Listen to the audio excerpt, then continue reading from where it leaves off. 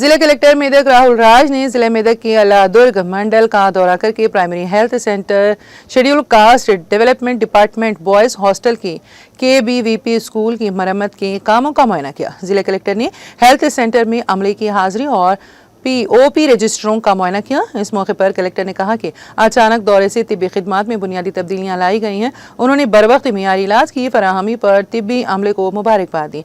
बारजा उन्होंने कस्तूरबा गांधी विद्यालय का मुआयना किया।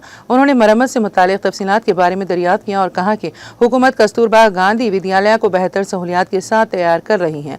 उन्होंने SC हॉस्टल का मुआयना किया और हॉस्टल में जरूरी अशिया, स्टोर रूम, खाने पीने की अशिया, किचन, बैतुल खला और क्लास रूम्स का भी मुआयना किया।